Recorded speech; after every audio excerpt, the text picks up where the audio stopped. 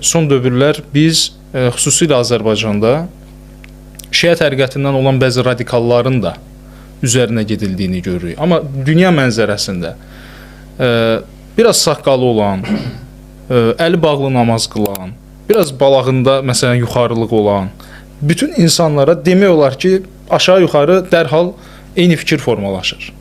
Bu radikal İslamçıdır. Niyə bu var? Radikal İslam deyə bir şey varmı? İslamda ümumiyyətlə radikalizm mövcuddurmu? Elhamdülillah. Birinci təşəkkür edirəm ki, dəvətə görə. İkinci, İslamda radikallıq var, yoxsa yoxdur? Təbii ki, radikallıq yoxdur İslamda. İslam əksinə radikallığın əleyhinədir.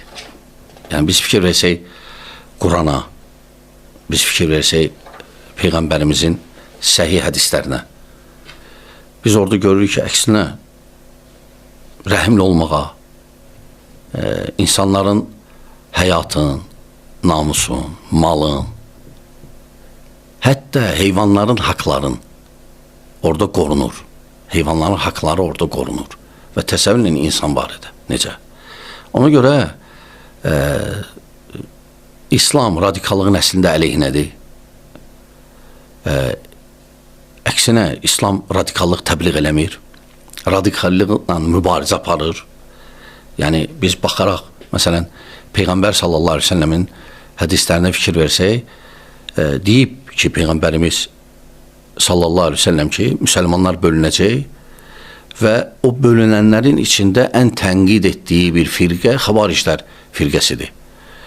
Yəni, xavaricləri nə üçün tənqid edib? Radikallıqlarına görə, münasibətə görə, insanlara münasibətlərinə görə və onlar barədə xeyli hədislər var, səhih, ki, baxmayaraq onun vaxtında yox idi.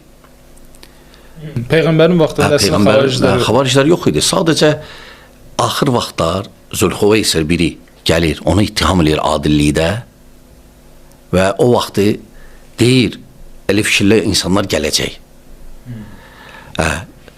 Və əslində, İslam'a məsələlərinə fikir versək, əsas məsələlərinə, Quran və hədislərə, səhih hədislərə radikallıq orada tapa bilməzsiniz.